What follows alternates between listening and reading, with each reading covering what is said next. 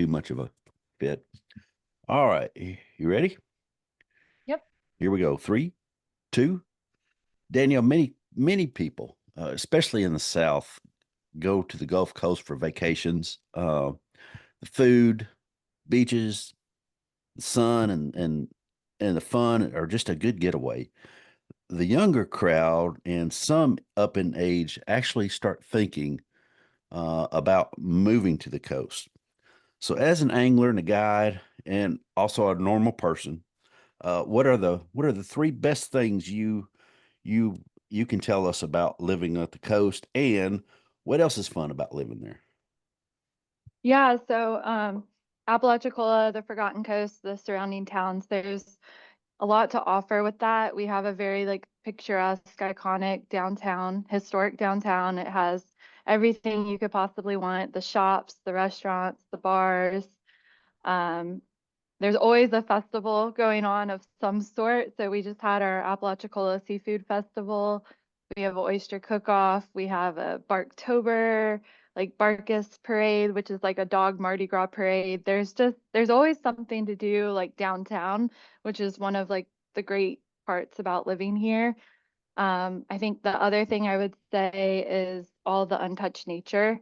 So, and not just talking about fishing, right? Like there are so many places to just get outside and explore and not see another person the entire day. So you can go up into like the Apalachicola River system, go birding, of course fishing, but then like there's last time I was up there, we saw manatees. There are these like little communities of like houseboats up the river. I mean, there's just so much to explore, and it's a pretty incredible ecosystem there with the Apalachicola River system. And then, when you were down, we went out to Little St. George or Yep. Little St. George Island where Yep. we had lunch that day. That's a great place. There's primitive campsites, and a lot of people go out there and go shelling on the Gulf side. We have our forests. So we have Apalachicola National Forest and Tate State Forest where people go hiking, camping, hunting. There's just so much like access to like public land and water. And that's one of the reasons I got drawn to the area for sure. But I think the main reason that I stay here is the community. We have, I think there's less than 3,000 people in Appalach and the surrounding area. I don't know the exact number, but you can't go to the Piggly Wiggly without bumping into 10 people you know. We just had the election and it was so nice to like know the people that were on the ballot, like personally, like you know who you're voting for. You've had dinner with them or you've bumped into them around town. I think, t today I went to the library to print my notes for this and I met a local oyster fisherman or farmer, oyster farmer, I guess, and she's just like encouraging me about the podcast. And Oh, it's a really good, sweet community. So I think that's what is like the biggest selling point. nice, nice. So the Piggly Wiggly, do they still do the smoke, the barbecue and stuff out front, or is it done? Because I they, haven't seen that going in a long time. yeah, yeah. I used to when we used to go down there early, maybe 10 years ago, probably. It's probably the last time I noticed it, and we were down there at a time where they could. Man, that's some good barbecue. It was. I mean, outstanding. And Yeah. another thing about Appalachia is the cemetery there is really for a cemetery, it's really neat.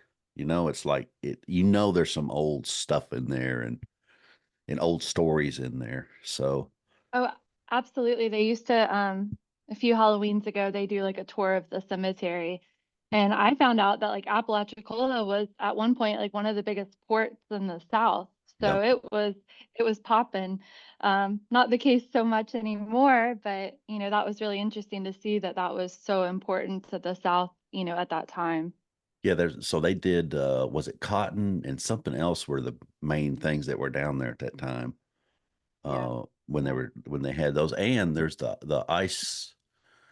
The guy that invented refrigeration, I guess, or ice or something like that. That little museum down there is it's like a 1 room, 2 room museum. We went in one time. Yeah, my daughter was like, I don't know what are we doing in here? And I said, this is where ice, really started. Well, and that led to the air conditioning, right? Because Yeah, they like took the ice and then they blew a fan over it. So, yeah, some big things happened around here. yeah, yeah. Yeah, so and everybody that listens to this podcast knows I love that whole area down there. The whole Forgotten Coast is, to me, one of the best places ever. So let's go ahead and kick this show off from high atop the world headquarters of Southeastern Fly. This is the Southeastern Fly podcast. Thanks for joining us on this episode. Feel free to share this. I encourage you to share this with your friends and your fishing partners. Hit the like and click the follow buttons. You can also listen to this podcast or watch it on YouTube. So we're doing that, and you've known that if you've listened to that. So who am I? I'm going to start with that just to get this out of the way. My name is David Perry. I own Southeastern Fly. We're a guide service in Middle Tennessee. We basically are a trout guide service, but we also do muskie starting here shortly and running through spring. We do smallmouth trips starting in spring and then trout most of the rest of the year. Try to take a month or so off, starting around December-ish, running through January before the shad kill kicks on. So you can find us at southeasternfly.com. And if you have any questions, just let me know. I got people that text and email and call, and I don't mind answering any of the questions that I can or pointing you in the right direction to get you some answers to your questions. So, who is our guest on this Tripletail and other salty fish on the fly episode? She's passionate about getting people on the fish. She wants her clients to enjoy the all around experience of the coast, which you got a little touch of there. She fixes an awesome lunch.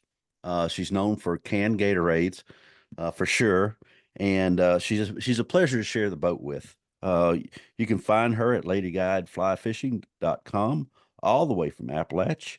Please welcome to the podcast the owner and head guide of Lady Guide Fly Fishing, Danielle Davidson.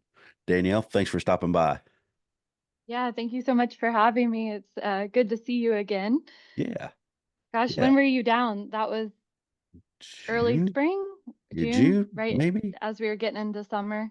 Yeah, yeah, it was warm, but it wasn't terrible. It was actually really nice till the day we came home. Then it was like a million degrees.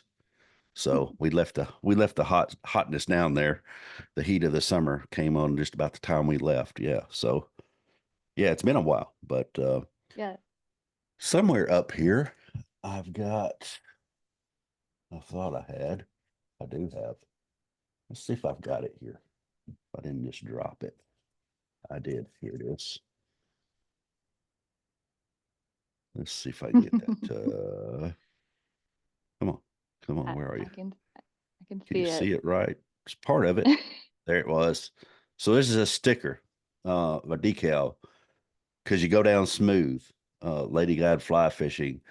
This is the first place that I think I've ever had a canned Gatorade was on the water with Danielle, and it was so good because it had been in ice, like in ice water, and it's a can. I'm not going to say where you get them because I don't know if you want to let that out or not, but Yeah, what you a might deplete my source. I know I'm not going to do that. I don't want to do that. But I haven't ordered any, but I'm going to next summer. Um, and keep them for special occasions. They are really good. I think that day we were out, it probably got up to 90, which Yeah. people up north are freaking out about, but 90 is not all that hot for us. So yeah. Yeah, no, they're that's one of the little treats to have on the boat, and with just how hot it gets down here, it's just sometimes you need something to cool off a little bit. And that kind of all started with like trying not to have single-use plastic on the boat. So I tried to find it's a little more expensive, but just having an alternative that wasn't like a plastic bottle, because we already have so much of that in like our waterways. It was like, okay, let's look for an alternative here, and that's what we came up with, and it's definitely stuck. People are expecting it now, so hopefully they keep making them, because I think I'll have some upset clients if we got rid of the canned Gatorade. Yeah, there may be a uprising on Gatorade's hands. But when we went out and fished, you were putting us in front of a lot of different kinds of fish. Um, we did some redfish, we did some sheep's head, we were looking for, the triple tail just to see if we could get some of them. But you're becoming known for guiding and enjoying fishing for triple tail. That's kind of been a lot of folks start associating folks with that. And I know you're more than that, don't get me wrong, but we wanted to talk about this today. Uh, can you tell us some of the secrets to catching these fish on the fly? Yeah, yeah. So, I think the reason I'm becoming known for guiding for triple tail is because I am, like, as you mentioned, a newer guide. This is my first year. In October, it's been a year. So it's my first full year. I'm getting a lot, I'm getting all sorts of clients, but I'm also getting a lot of the beginning fly anglers, people that are just getting into the sport. And triple tail is such a great like species to introduce somebody to the sport of saltwater fly fishing. And that's because they're stationary, they're on structure, they're not moving around on you. They're not like a redfish where you have to make a 50, 60-foot cast to not spook the fish. You're making maybe a 20, 30-foot cast, and I can help you a lot with the boat, the way we position the boat. So it's a really good species for fly fishing and for people that are just getting into fly fishing. That's why I really like it. Um, I think, that's kind of why it's become popular here. Um, I know you were kind of you wanting some information like on a setup, like if somebody was trying to like come down and fish for triple tail.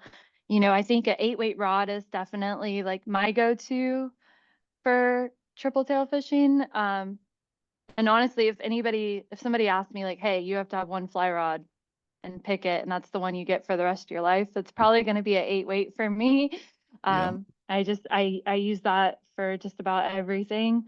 Um, and then in regards to like line, I would recommend a floating line, right? Because these fish are going to be up in the water column and sometimes just right on top of the surface.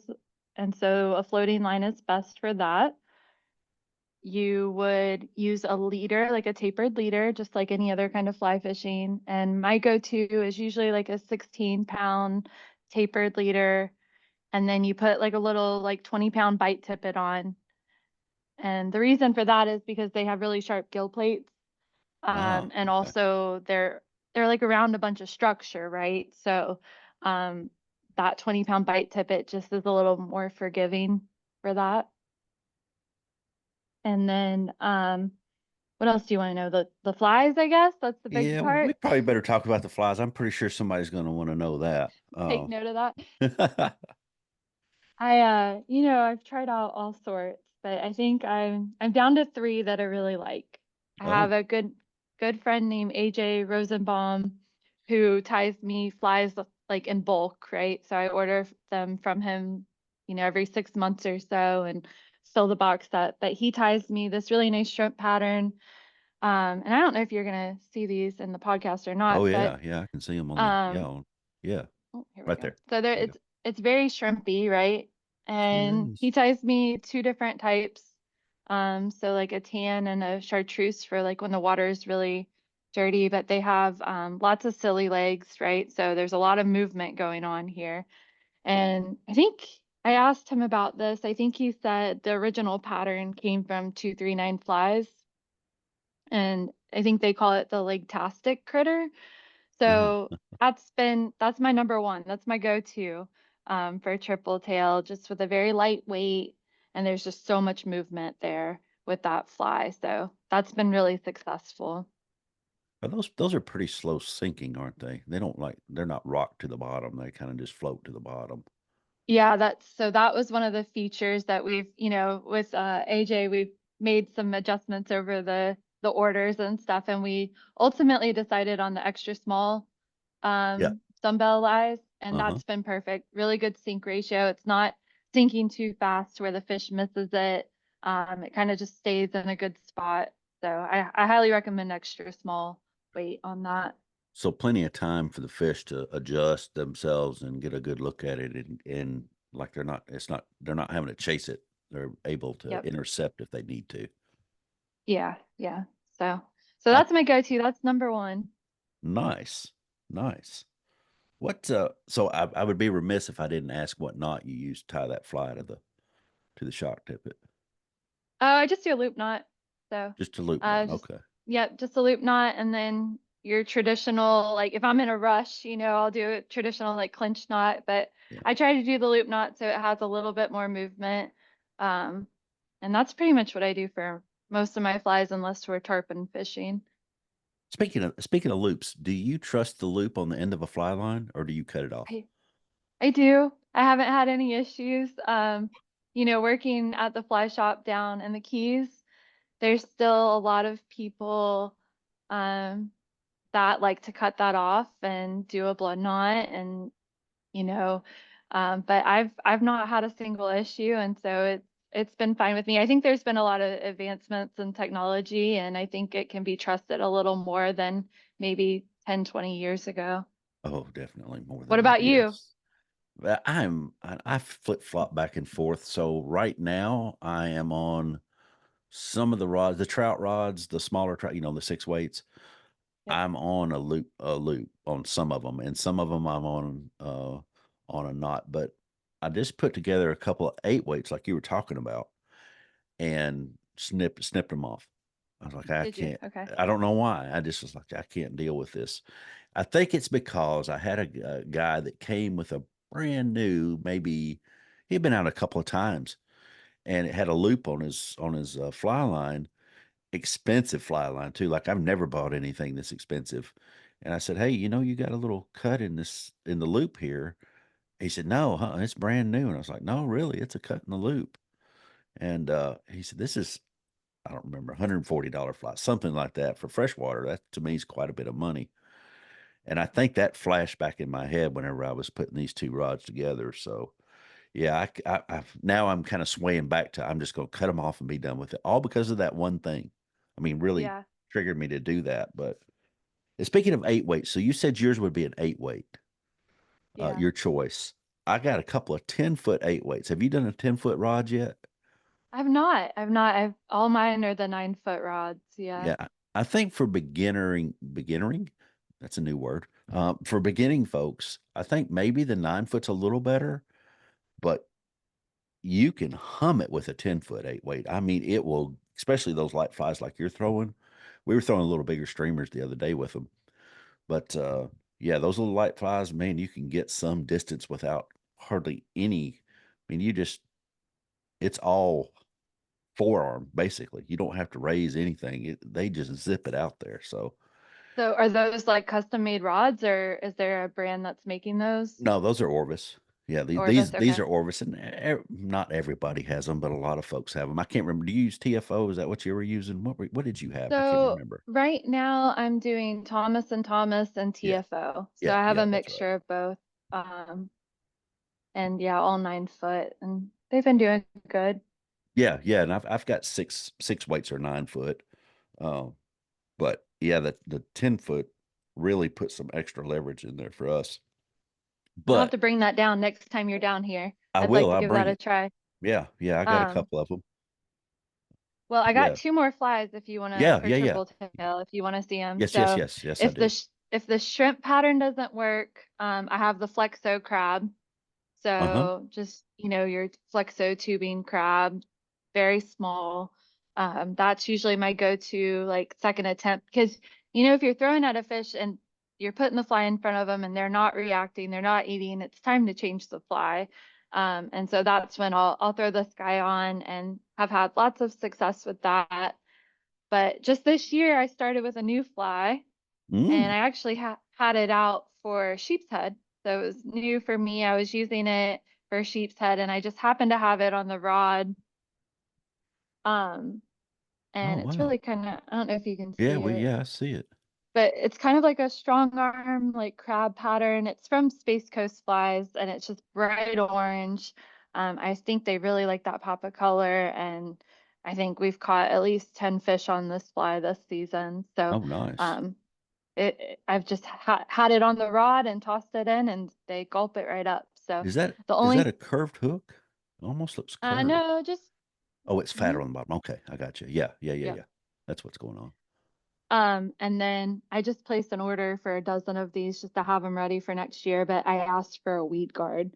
Yeah, So, yeah, that's a good when idea. you're fishing all that structure, having that weed guard is key. Yeah, absolutely. Yeah, so when we were out, we were going and hitting little patches of stuff and some floating stuff. I don't remember what all it was, but getting close was a big deal. The bay was a little bit off color, I think, in the deeper Hmm. waters, and there were a couple places where you could see the line, the demarcation of, yep, this is dirt and this is a little clearer. So yeah, so Yeah. you had to get pretty close and get into weeds and stuff like that. So that's a great idea. Those three flies look good, especially that last one. That one's a little different uh, Yeah. than what I would Yeah. think it would throw down there. Yeah, I wasn't sure how that orange was going to be like taken, but they seem to really like it, especially with that dirty colored water that you were just talking about. And that's really been an issue all year. I mean, in the spring and early summer, we had dredging going on that was stirring things up. And then, just recently with all the storms and the water that we had before the storms, it's just been hard to find clean, clear water. So we're kind of just making do with what we got. Are y'all getting any of the dirt from the hurricane that went up into Georgia, up in North Carolina? Is that still coming down? I know y'all got part of that on the front end, but are you getting any of the water that came down through the river system to the Appalach? For a few weeks, which for a few weeks after the storms, definitely getting runoff and stuff coming down the Apalachicola River. And so it's just now starting to clean up, thankfully. But yeah, we've been dealing with some dirty water for a bit.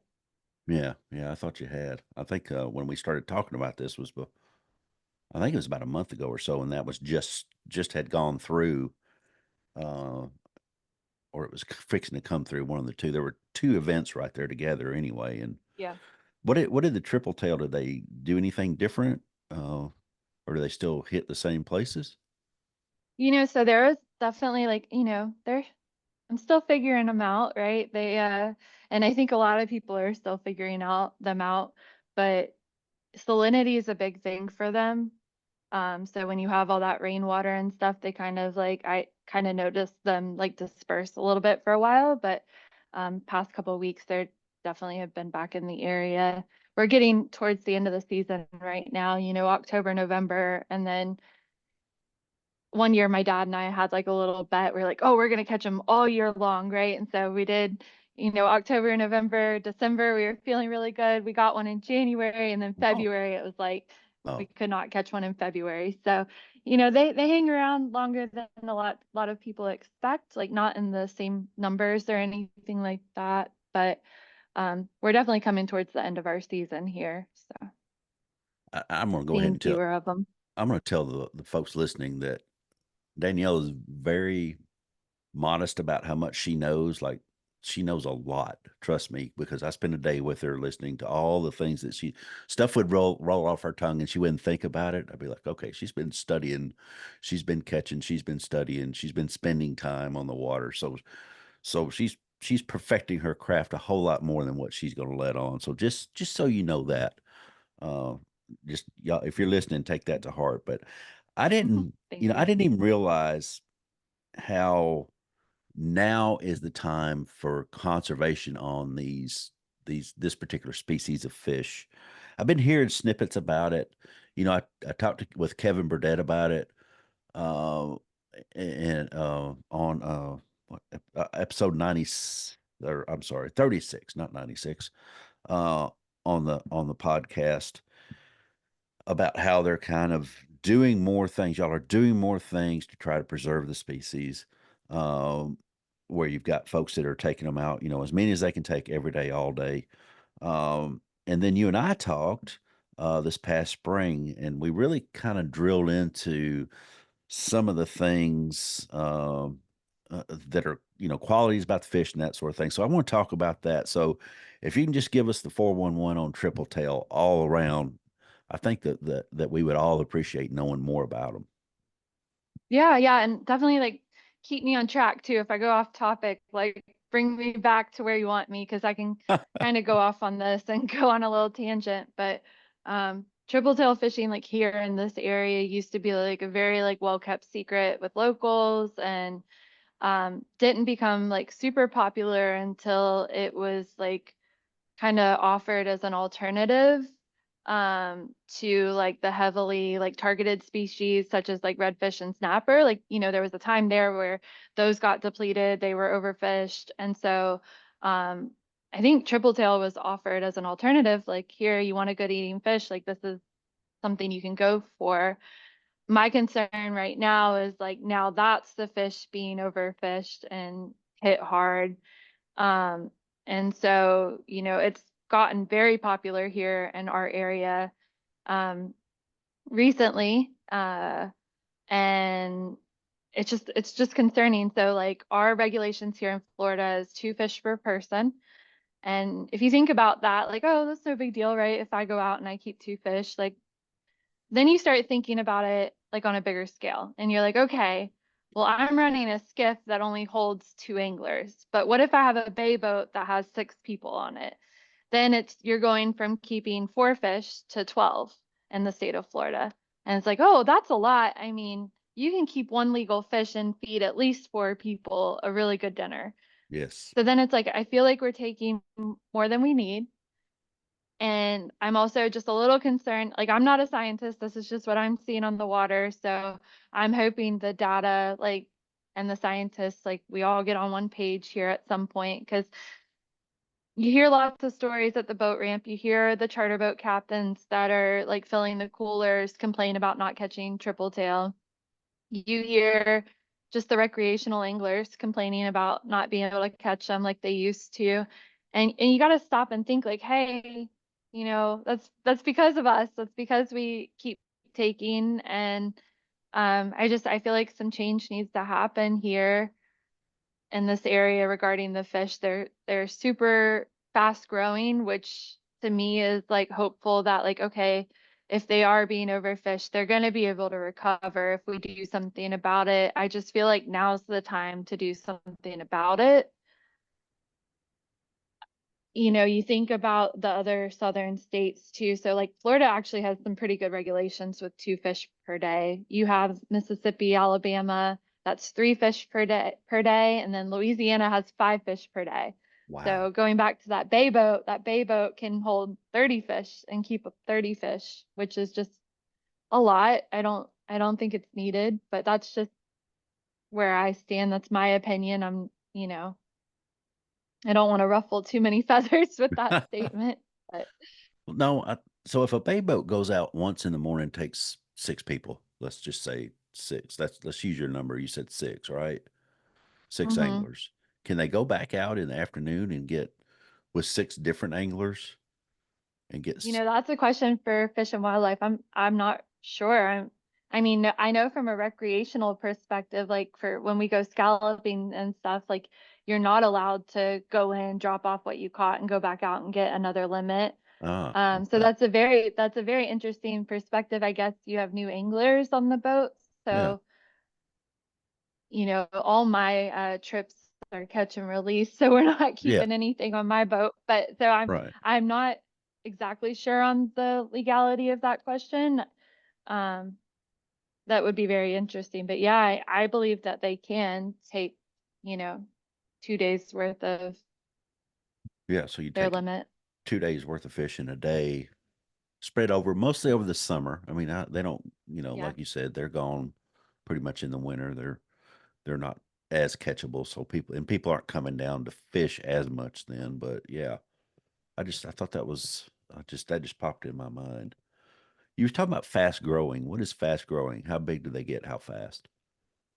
So I really like the University of Southern Mississippi has the Gulf Coast Research Lab, and they've been studying these fish since like I think 1996 or something, a long time.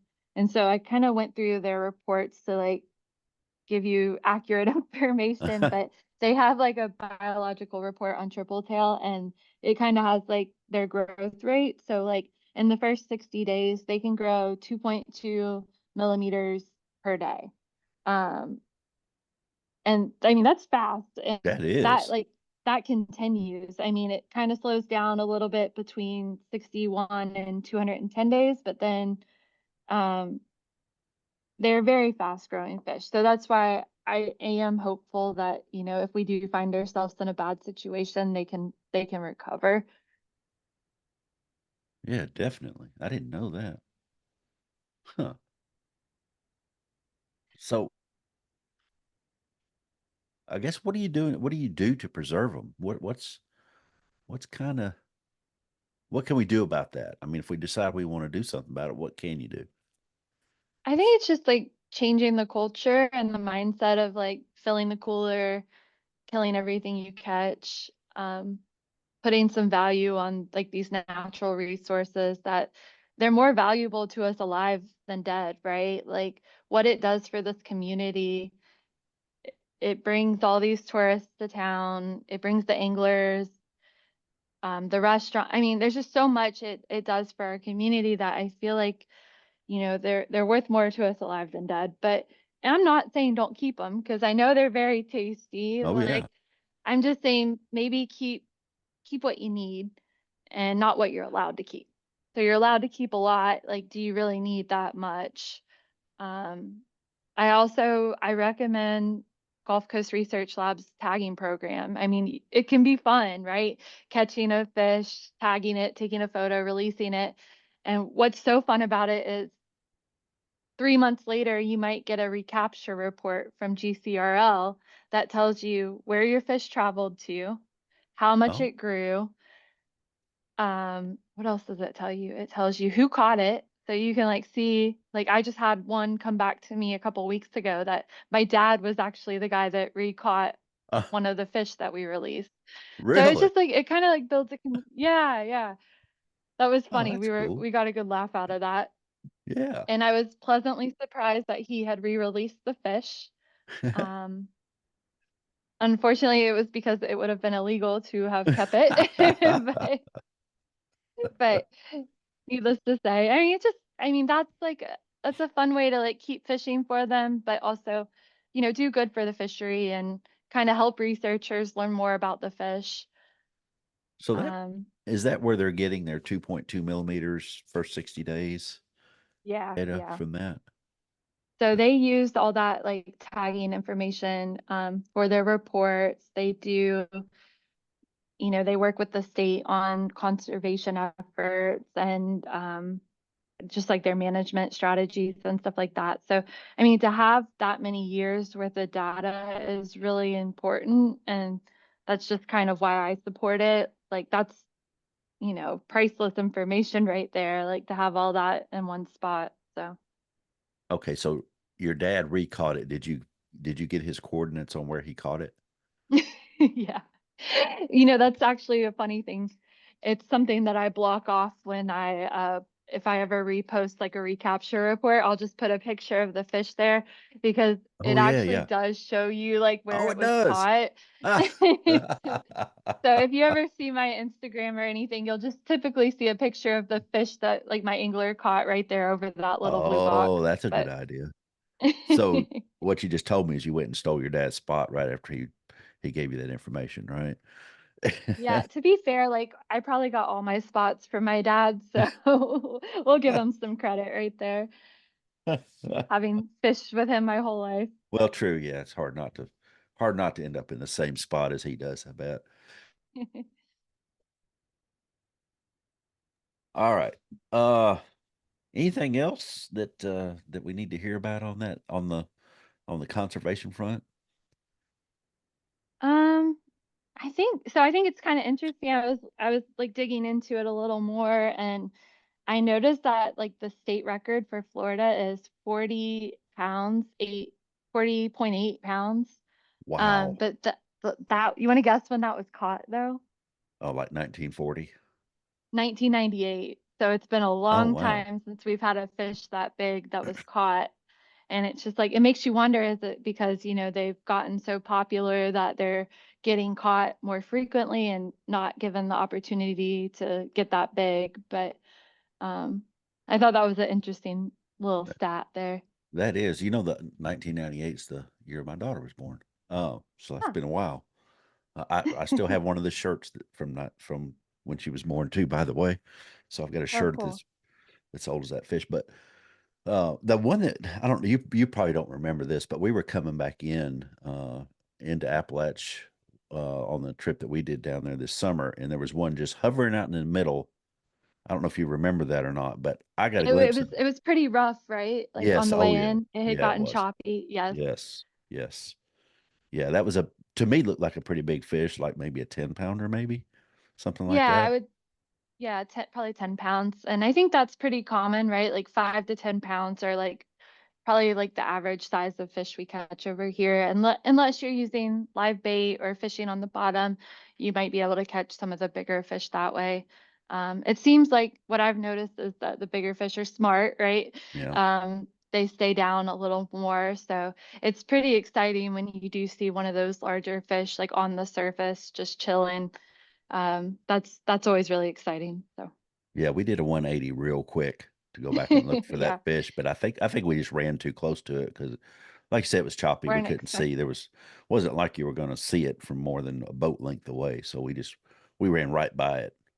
Yep, Yeah, yep. and Danielle was on the brake. And your boat, that boat is awesome. It's a Hell's Bay, right?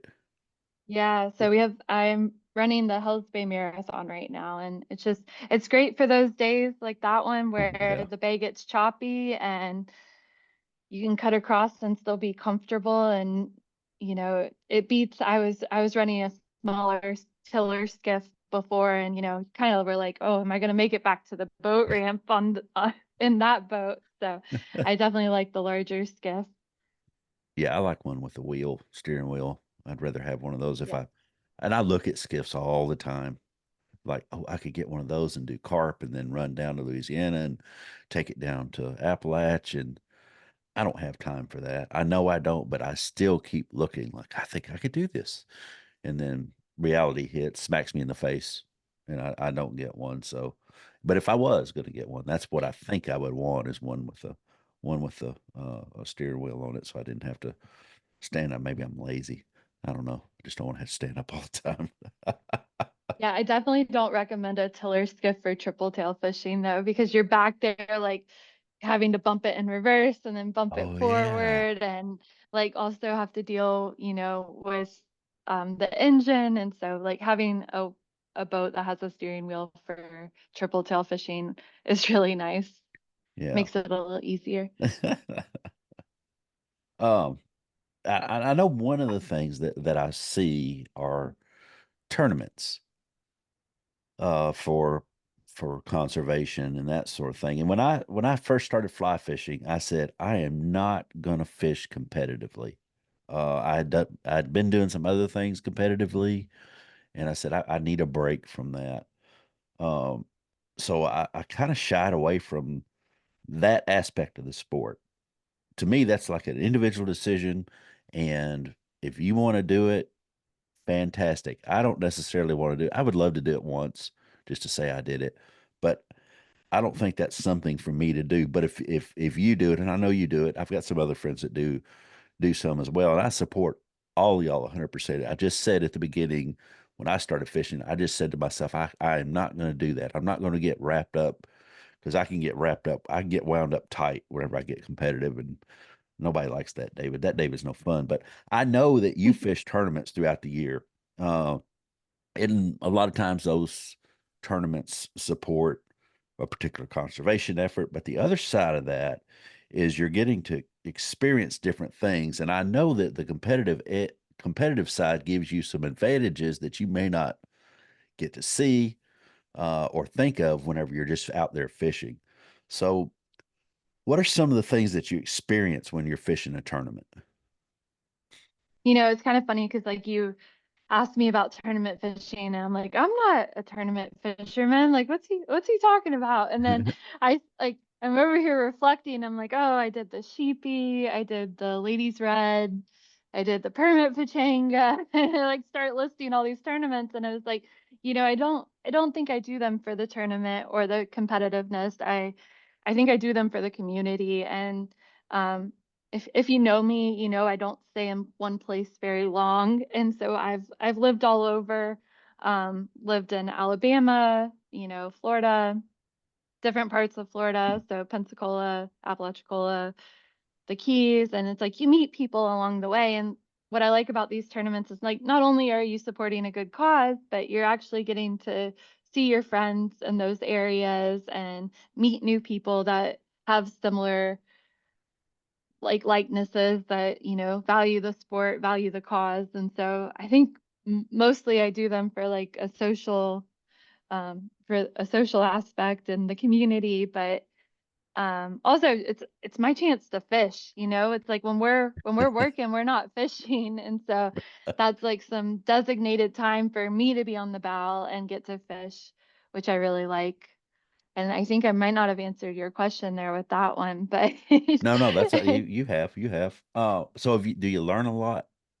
yeah. A lot of little tricks and stuff like that. Yeah, so I think, you get to explore new areas, you fish with new people, you see how people do things differently in different areas, and you're like, oh, this is how they fish for redfish in Charleston. Like, I could bring some of these ideas home with me. And same thing, with hermit fishing in Mexico. Like, there's just so much like that you learn from different guides. Right. I have guides that are yelling at me and not yelling at me, but speaking to me in Spanish, and it's like, oh, like that's it. Like I really like how he did that, or like just different things. Yeah, like the more you fish with other people, the more you learn. I mean, we're all learning. I don't care who you are. You could be guiding for 20 years. There's definitely something you can still learn. So I do like that aspect of tournament fishing. Yeah, there's this thing out there of well, he or she they've been guiding for 10 years or 20 years, and I don't know I'm not so sure that that makes as big a difference as what folks think it does. It's because you may let's just say Johnny's been in this for 20 years. But if Johnny's kind of halfway done things for 20 years, you may have a better opportunity to learn something and get better results with somebody that's been in it 5 years that's really dug into what they're doing and really Yeah. focused on what's going on. So yeah, I don't know that the year thing is as big a deal as what everybody thinks it is. I mean, I guess it is in some cases, but a lot of cases, yeah, I don't know that that's necessarily true.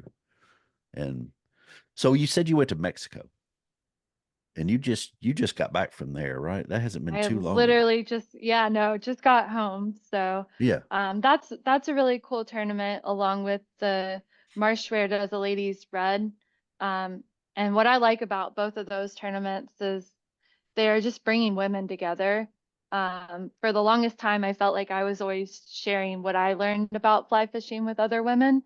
And I was like, okay, well, I'm never going to improve unless I'm learning from someone else. And so I made the decision to invest in signing up for this tournament. And, it's really cool because if somebody's investing in something like that, they're taking it seriously. Like they're wanting to learn. And, um, I just love these women's tournaments that bring all these ladies together, all experience levels, and I think it's great that it's not just a man's sport anymore. You got a little bit of diversity in there, and events like that are helping the sport be more diverse, I think. So, Yeah, definitely. but Mexico is a lot of fun. So where was it down there, and where did you stay and do all that, or do you just go down and stay wherever you can, or is it all in No, in so one this shop? is probably like you get treated like royalty. So this is not like my normal DIY fishing trip, right? Oh, Like okay. this is you're staying at a lodge, and you're fishing with a guide, and so you're teamed up with a partner throughout the week in the tournament, and you're fishing the whole time, and you get back in, and they hand you a margarita as soon as you get off the boat. So like this is like Oh, oh yeah, no, oh, we're getting treated very nicely on that particular tournament. Now they're not all like that, oh, to be okay. clear. And but it's just a great group of women that really grind for 6 days of fishing, and we We are fortunate enough to fish with some amazing guides down there at the Palometa Club and Punta Allen, and it's just a good time. Yeah, we try to catch the biggest fish and the most fish, and unfortunately this time the weather was a little rough. We had tropical storms the first 2 days, so we didn't have as much time on the water as normal, but it's just a good event that supports women fishing, fly fishing. So, and we have a damn good time while we're there. Ooh, I bet. It sounds, well, I mean, it's not terrible if you had to, okay, it's time to go back. Okay, they're going to hand me a margarita. Sounds terrible. That sounds wonderful, Yep. actually. Yeah, I, I might start fishing women's tournaments somehow. That sounds like a good idea. Um, It's pretty cool though. So like Jennifer Matsu, the lady that started and runs that tournament, that's the first of its kind. It's the first all women's permit tournament. I mean, you hear about them in the Keys and you hear about them in Mexico, but I mean, this is all women. There's no men in it. So it's definitely unique. And I think she definitely started something that I hope lasts a really long time and continues to grow. yeah, heck yeah. So I would be remiss, and I'm going to kind of switch gears here just a second. And So your fly of the month. hmm What a great idea.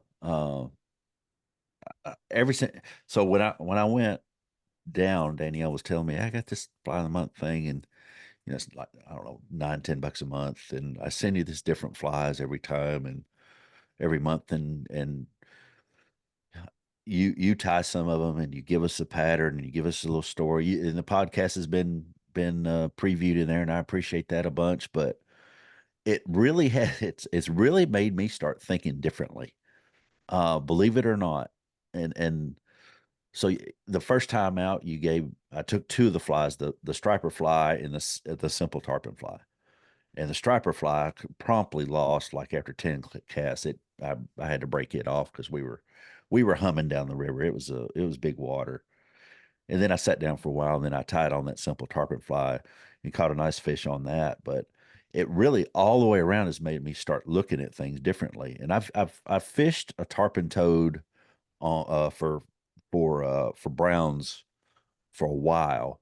And then the other day I was looking and I found this sculpin toad, which sculpins, up here are a big deal for big browns. They must taste good because they love to eat them. And I found this really nice tarpon. It's a sculpin toad or toad sculpin, something like that. That's whatever it's called. So I've tied some of those up, but all of that has really made me kind of branch out from getting your fly of the month. So I just think that's a neat idea. I know it keeps you're trying to keep in touch with your customers and that sort of thing, but I kind of use it differently. I use it as, all right, well, let's just see, what's this crab going to do? Uh, Well, you know, I'm sorry to interrupt, but can we go back and I think you're being very humble. Can we talk about the good fish that you caught on the tarpon fly? I so I caught a big brown on it, on the fly that Danielle tied, and it was I call it a fish of a lifetime. I know there's people that have caught bigger ones, and hey, more power to them. It was a great day on the water. We caught one fish that day, and that was it. But that fly, and I had it out yesterday with a couple of guys that didn't fish streamers, and we caught another decent, okay brown on it.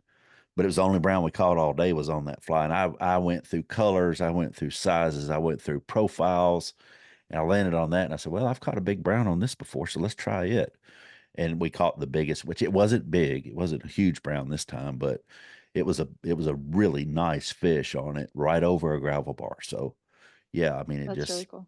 it really makes me start thinking outside the box even more. You need kind of get into ruts, or I do. I'm like, okay, Yeah, this works, yeah. so I'm just going to use that and grind it out if I have to. But it has really made me look at things differently. So Yeah, yeah, you sent a picture of your fish and I just could not. I was like, "Wait, you took the tarpon fly and put it in the river?" Like I couldn't like I would have never thought to do that first off, and then to catch like such an amazing fish was just super cool to hear that fishing report. So Yeah, it was well, and I've caught a flounder on a zoo cougar before, which is a freshwater gallop fly. yeah, you're speaking another language to Yeah. me right now. Right. Yeah, but most of That's the cool. trout guys know about Kelly Gallop and all that, and some of his flies. And the zoo cougar, I don't know what in the world possessed me to put it on, but I was fishing over a sandbar down there off of Cape Sandblast actually, and caught Oh, a. cool. It wasn't a big flounder or anything, but I was like, that was really cool. So Yeah. yeah, but Yeah, I know the fly project's been good. It gives me something to do on bad weather days where I can't take a trip out, and I just sit down and tie some flies. And this month I'm really excited. I can't wait for you to get this one for November. I think when I initially started it, I was like, oh, it's gonna go out the 1st of November. Luckily, everybody that signed up has been very patient with me, and when they get it like 2 weeks into November, like nobody has complained, no, but it just kind of works out to like whenever I have time, I tie and write the newsletter, and seems to be a hit. So oh, it keep doing definitely it for is. as long as people want it. Yeah. If you haven't, and this is I'll give you a plug. If you hadn't signed up for that, go to Danielle's website and just click on that and go ahead and sign up for it. It's really cool to get something in the mail like that every month too. So yeah. Uh yeah, so Yeah, we don't want too many people to sign up though, because I don't want to have to tie too many flies. oh how I understand that. I'm the worst at tying. I ordered like 10 dozen flies the other day, so I didn't have to tie any for 6 months, I'm just like I don't have to do that anymore. Yeah, yeah, Because I know me, I wait yep. till the very absolute last. If I could time while I'm driving to the river, that's probably what I would end up doing. So it's just better. So well, let's kind of stay with your fishing, but let's switch over to just a minute. So obviously, fishing's brought us together, which is pretty cool. I mean, and it's a common bond between people. It's something that everybody that fishes, we have something in common, something to talk about. Fish pictures on phones, stuff like that. We all have whether it's fishing freshwater or salt, all of us can learn something. Like you just said, speaking a foreign language to you whenever I mention a zoo cougar, and but something that we can all talk about. But sharing pictures of fish on your phone's really cool. Putting them on the internet's really cool. But and everybody, just about everybody's got a picture of their big fish. At least one picture of their big fish, if not more. But it's the one that got away. That's the one that we want to hear about. We can go on your website and see the one that you caught. We want to hear. Tell us the story about the one that got away. Yeah, so okay. I know the fish you speak of. This took place back in like 2016, so it's been a while, and it was down in the Keys. So we were fishing Long Key Bridge in the Keys. Little disclosure, this is not a fly fishing story, so I hope that's okay. It's Yeah, just it'll a be okay. general fishing story. It's the best one I had though. It's like no story like competes with this one. But so have you ever gone down to the Keys and I done have the like tarpon fishing? I Okay. haven't yet. So like growing up, we would drive down from Pensacola with the boat in tow, and we would do the tarpon migration, like fishing the bridge pilings for the tarpon. And all you do, I mean, it's pretty simple, and I think it's kind of looked down upon among fly fishermen nowadays, but it was my childhood. It's what got me here. But we would anchor up by the bridge and throw out a live mullet, and you just kind of sit and wait for the big fish to come up and eat the mullet, and then it's like game on. And so grew up doing that. I think my husband and I had probably been married for about a year now. And so we were like, we're going to go down there and do this on our own. And so it was just like a solo trip down to the Keys. We had borrowed my dad's Renegade. Have you ever seen one of those? It's Uh, a it's a 18-foot like heavy skiff that has like a reverse shear. And so like what that means is like the bow kind of like swoops down, which is not like ideal oh, for the Keys. right.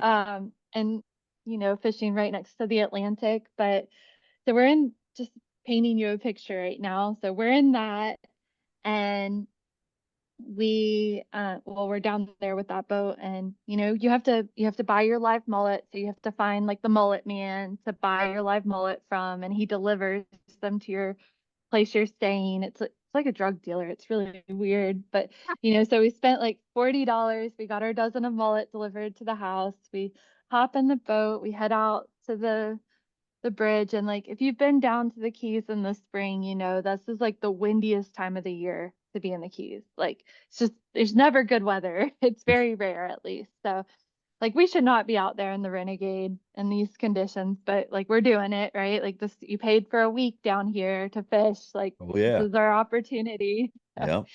Um, so we have our mullet. We're sitting at the bridge. You check out the mullet and you just wait, put it in Rodney, and we're down to like our last mullet. So this is very much like Goldilocks and the Three Bears. Like you can have like too small, too big, and you want like the just right size of mullet. Well, this mullet was huge. It was way too big, and it was also dead. But we had nothing else to do, so we threw it out, and we're like, my husband was like, I'm gonna like just like slow reel it in to make it look like it's alive. Um, because that's just what we were working with. And he's reeling it in. He's practically got it to the boat in this big swoop. Something, Oh. I mean, we're at sunset, right? So the sun's going down, and you just see something come up and grab this dead mullet. And usually, if you have a big dead mullet, you're going to get yourself a shark, or if you're lucky, like a grouper. So, based off of, it didn't eat on the surface, it was like slightly below the surface, but we're like, that definitely wasn't a grouper. So, we just assumed it was a shark. And Noble's just like, he's like, it's a shark. Let's go in. It's getting dark. And so he puts the rod in the rod holder, and we just start getting ready to go in. Like lines peeling. We're just like, we're gonna pull anchor. We're gonna like get ready to go. So about 5 minutes later, I mean, like we pulled the anchor up and we cleared all the other lines. And now I'm behind the steering wheel. And I look over at him, and he's like cupping the reel, like he's about to break it off. I'm like, you just got new braids and line on there. Like, let's at least reel some in. You just never know. And like, as I'm saying that, he's like putting pressure on the reel. And we look behind the boat, and you just see this head come out Oh. of the water behind the boat. Like, this fish didn't even jump. I mean, you just see the head. And so we lose our minds. We're like, oh my God, that is a huge tarpon. To this day, the biggest tarpon I've ever seen in real life.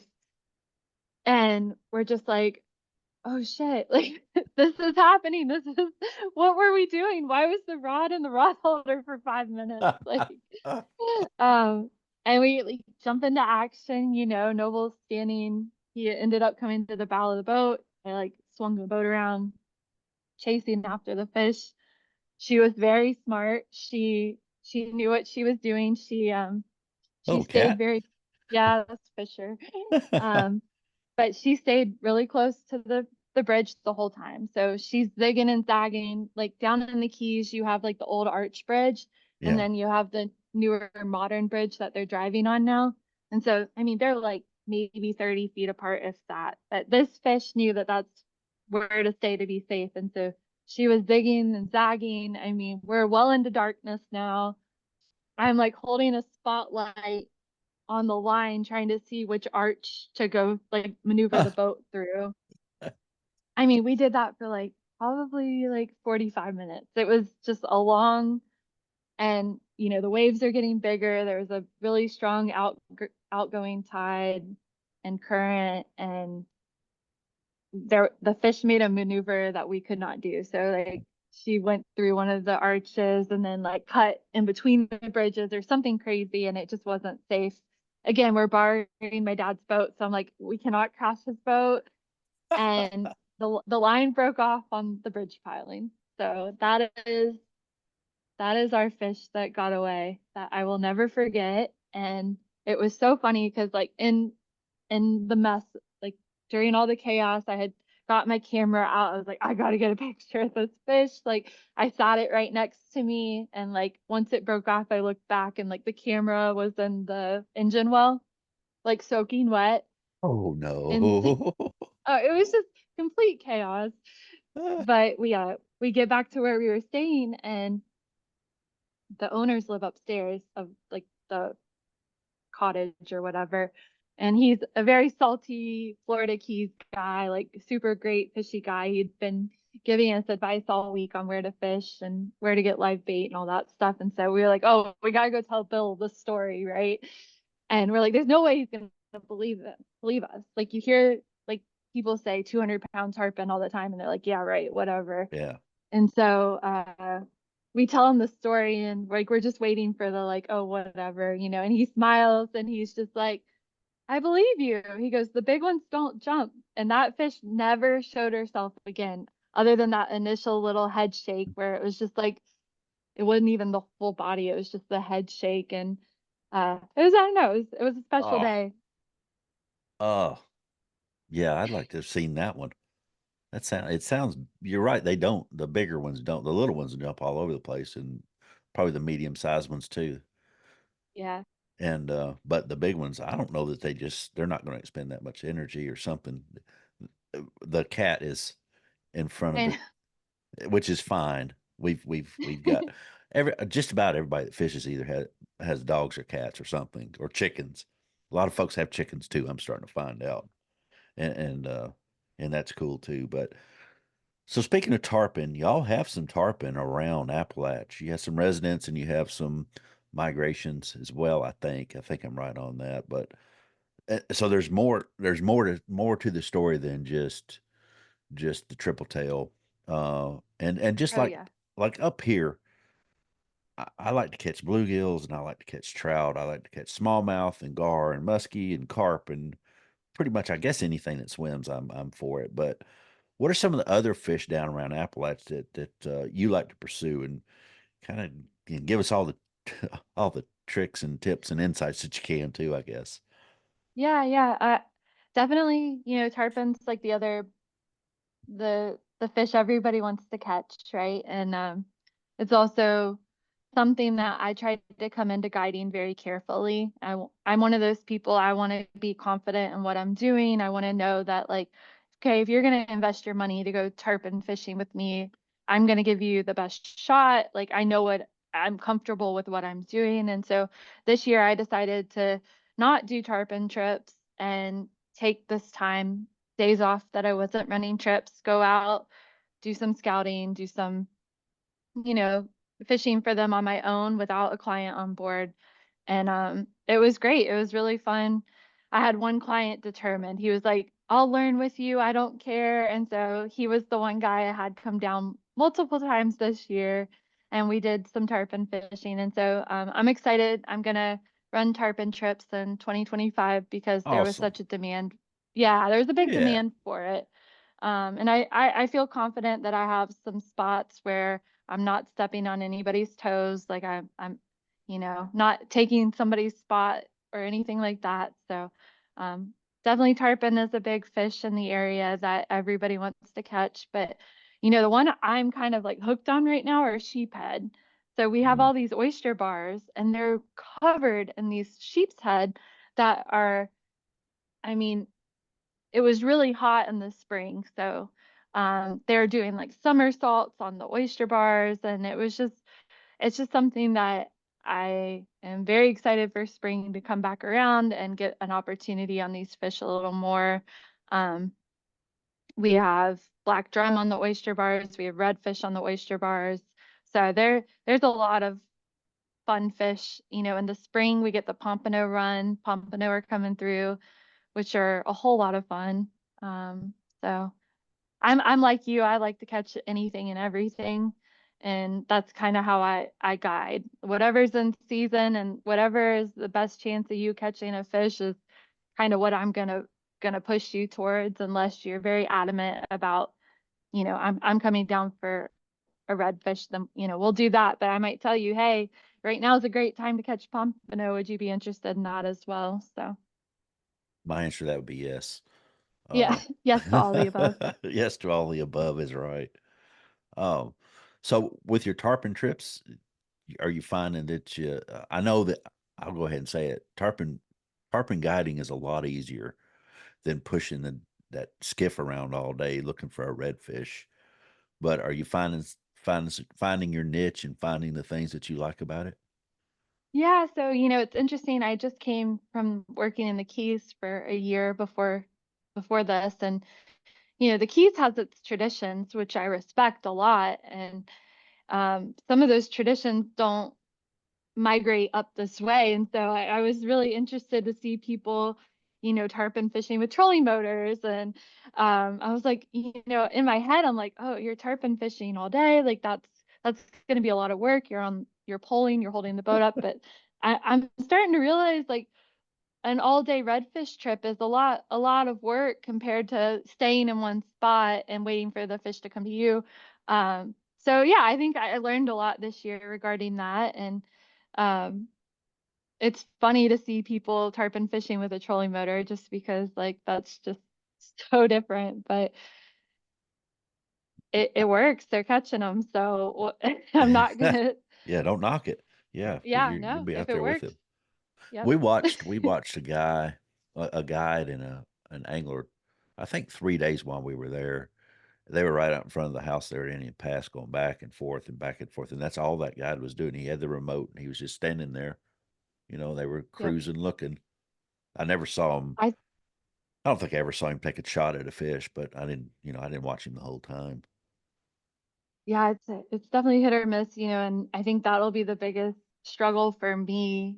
Tarpon fishing is just like the staying in one spot, the patience of like, okay, they're coming, you just gotta wait for them to come kind of thing. So, but we saw some great numbers of fish this year, had some great shots, had some good eats, like, so I mean, they're here, and I'm looking forward to this upcoming season. Yeah, I think you're going to like it. I think, who knows, I may show up down there. I'm still looking for my first one, is why I say that, because I've been down there several times now and had one eat, but it didn't last long enough to even really count it. And Yeah. I had a Yeah. few shots here and there, but nothing to where I was like, yeah, this is the one that's going to get it. I just haven't had that yet, so I know it's coming. I just need to Yeah. I just need to come down and spend some time. So, well, what do you say we close this thing out? Yeah, that sounds great. I've enjoyed the conversation for sure. Yeah. Well, hit the like and click the follow buttons, and subscribe on YouTube, wherever you listen to your podcast. Subscribe there as well, so you'll be the first to know when the episode drops. So, who is our guest on this Tripletail, another salty fish fly episode on the fly episode? Uh, she's passionate about getting people on fish. Her clients and her clients enjoy more than just fishing. Our lunch that day was outstanding, and it was in a really cool place. And I won't ruin it for anybody else.